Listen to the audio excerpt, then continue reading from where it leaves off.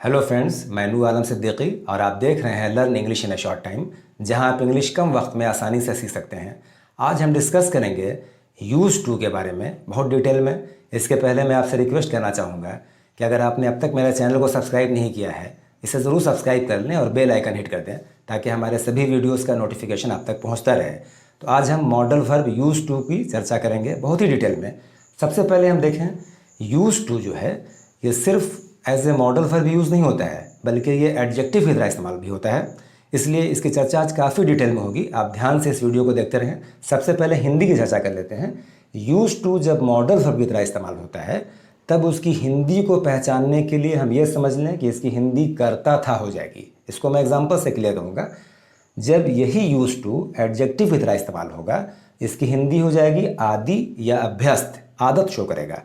और जब यही यूज्ड फिर एडजेक्टिव की तरह इस्तेमाल होगा तो कभी कभी पुराना इस्तेमाल किया हुआ भी होता है। नेक्स्ट देखते हैं, ये यूज्ड कभी कभी V2 और V3 भी बन जाता है। मेन यूज़ इस्तेमाल करना V1 हुआ, इसका V2 और V3 यूज्ड होता है। और कभी कभी यूज टू बी इसकी हिंदी होती है हुआ करता था या हुआ करती थी। अब इस पांचों एग्जाम्पल को हम समझाने की कोशिश करेंगे बिल्कुल सिंपल एग्जाम्पल के साथ, आप देखते रहें। सबसे पहला एग्जाम्पल देखें, I use to get up at 5 o'clock in the morning. Hindi क्या हुई, मैं सुबह 5 बजे उठा करता था। अब ध्यान ये दें, ये मॉडल वर्ब यूज टू हुआ। ये क्या इंडिकेट कर रहा है, पास्ट हैबिट, कोई काम जो पास्ट में हुआ करता था जो अब नहीं होता है। जैसे आई यूज़ टू। अभी सवाल ये है कि यूज़ टू हम एज ए मॉडल वर्ब कैसे पहचानेंगे। इसकी दो पहचान है, आप ध्यान दें। सब्जेक्ट आई है, आई के बाद डायरेक्ट यूज टू हुआ और टू के बाद देखिए गेट V1 हुआ, इसलिए ये एज ए मॉडल वर्ब हुआ। जब इसी यूज टू को हम एडजेक्टिव की तरह इस्तेमाल करेंगे तो देखें वो क्या होता है। एग्जाम्पल देखें, I am use to getting up at 5 o'clock in the morning. इसकी हिंदी क्या हुई, मैं सुबह 5 बजे उठने का आदी हूँ। अब ये क्या इंडिकेट कर रहा है, प्रेजेंट में हैबिट इंडिकेट कर रहा है और ये एडजेक्टिव हो गया। प्रॉब्लम होता है स्टूडेंट्स को, कन्फ्यूज हो जाते हैं कि यूज टू एडजेक्टिव कब है और मॉडल वर्ब कब है। इसकी एडजेक्टिव की पहचान मैं बता दूं, देखिए सब्जेक्ट के बाद helping verb is am are इस्तेमाल होगा सब्जेक्ट के हिसाब से। आई एम, मैं हूँ। यूज टू आदि, जैसे मैं बोलूँ आई एम बिजी, मैं व्यस्त हूँ। आई एम रिच, मैं धनी हूँ। तो आई एम यूज टू, मैं आदि हूँ। नेक्स्ट जो है ध्यान दें, टू के बाद जनरली V1 होता है मॉडल वर्ब के बाद, लेकिन जब यूज टू एडजेक्टिव की तरह इस्तेमाल होगा तो टू के बाद हमेशा V4 वर्ब में ING होगा। तो हिंदी क्या हो जाएगी, I am use to getting up, मैं उठने का आदी हूँ। अगर इसको मॉडल वर्ब में बोलते तो क्या होता है, I use to get up, मैं उठा करता था।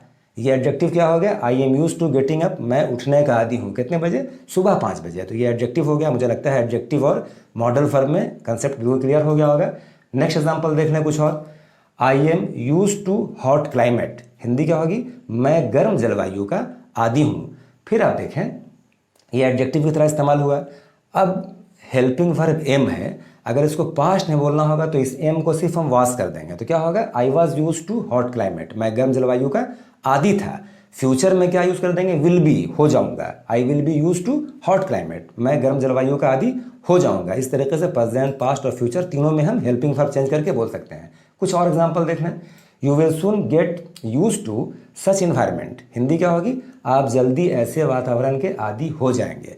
यहाँ पे गेट मीन्स होना, एज ए वर्ब इस्तेमाल हुआ है। नेक्स्ट एग्जाम्पल देखते हैं, he is use to cold climate because he use to live in Kashmir. इसकी हिंदी क्या होगी कि वो ठंडे जलवायु का, ठंडे आबो हवा का आदी है क्योंकि वो कश्मीर में रहा करता था।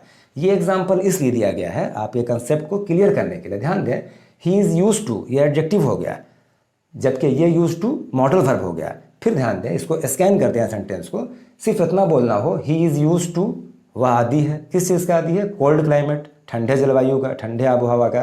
बिकॉज क्योंकि ही यूज टू लिव, वो रहा करता था इन कश्मीर, कश्मीर में। मुझे लगता है ये बिल्कुल अब तक क्या पूरा सेंटेंस आप क्लियरली समझ रहे होंगे। नेक्स्ट एग्जाम्पल देखें, ही सेल्स यूज्ड व्हीकल्स। हिंदी क्या होगी, वह पुरानी गाड़ियाँ बेचता है। अब ये यूज जो हो गया ये एडजेक्टिव की तरह, इसके हिंदी क्या होगी, पुरानी यानी इस्तेमाल की हुई। कुछ और एग्जांपल देखते हैं। नेक्स्ट देखें, I have used this mobile. Hindi क्या होगी, मैं यह मोबाइल इस्तेमाल कर चुका हूँ। अब ये ध्यान दें, ये यूज्ड क्या हो गया, ये V3 फॉर्म है। यूज़ जो है, यूज़ मीन्स इस्तेमाल करना है, इसका V2 और V3 दोनों फॉर्म यूज्ड होता है। यहाँ पे ये वर्ब की तरह इस्तेमाल हुआ है। कुछ और एग्जांपल देख लेते हैं। देखिए, अभी मैंने बताया यूज टू बी हिंदी हुआ करती थी, क्या हो जाएगी? There use to be unity in India. Hindi क्या हो जाएगी? भारत में एकता हुआ करती थी। कुछ और एग्जांपल देखते हैं। ये एग्जांपल बिल्कुल जो करंट सिचुएशन चल रहा है वर्ल्ड का, उस पर दिया गया है। ध्यान दें, life isn't so easy and happy today as it use to be before कोविड-19। हिंदी देख लें, आज ज़िंदगी इतनी आसान और खुश नहीं है जितनी यह कोविड-19 के पहले हुआ करती थी। इस तरीके से एक एग्जाम्पल की और चर्चा करते हैं। He use to use used brush. Hindi क्या होगी? वह इस्तेमाल किया हुआ ब्रश इस्तेमाल किया करता था। अब ध्यान दें, यहाँ पे ये सेंटेंस में आपको बताने का ये पर्पस है। यहाँ देखें, यूज टू ये मॉडल वर्ब हो गया। ही यूज टू, यूज़ ये वर्ब हो गया, वो इस्तेमाल किया करता था। क्या? यूज ब्रश, पुराना ब्रश, इस्तेमाल किया हुआ ब्रश। तो ये यूज टू क्या हो गया? Modal verb. ये यूज प्रिंसिपल वर्ब और ये यूज्ड एडजेक्टिव हो गया।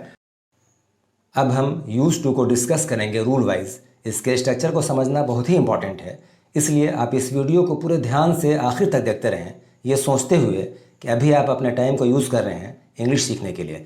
तो चलें, सबसे पहले अफर्मेटिव सेंटेंस की चर्चा करते हैं। रूल देख लें। सब्जेक्ट यूज टू V1 और ऑब्जेक्ट। एग्जाम्पल क्या है? He use to live in Mumbai. वह मुंबई में रहा करता था।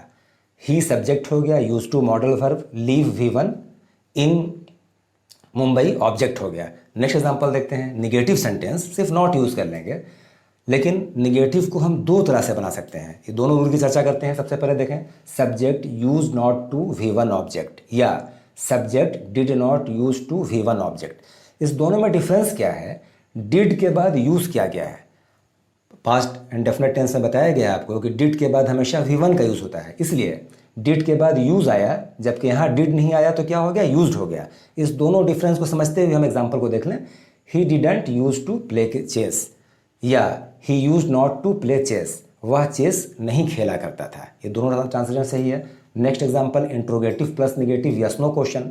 रूल क्या है? Did subject use to V1 object question mark या used subject to V1 object. यहाँ भी ध्यान दें, डिड आने की वजह से यूज आया, जबकि यूज्ड आ गया तो डिड नहीं है। इस पर ध्यान देते हुए एग्जांपल देखें।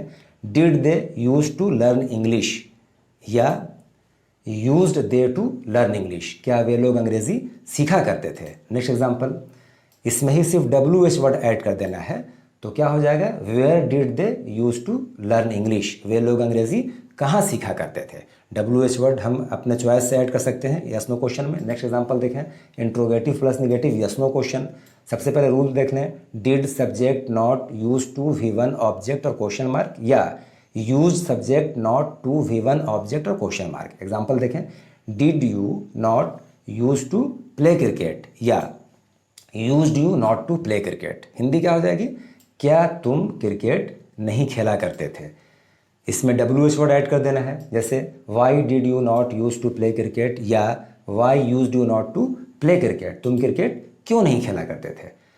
मुझे लगता है अभी जो बताया गया बिल्कुल आप समझ गए होंगे। अब आज के सिलेबस को हम रिवाइज कर लें एक बार, ताकि स्पोकन इंग्लिश ठीक हो। सबसे पहला एग्जाम्पल देखें।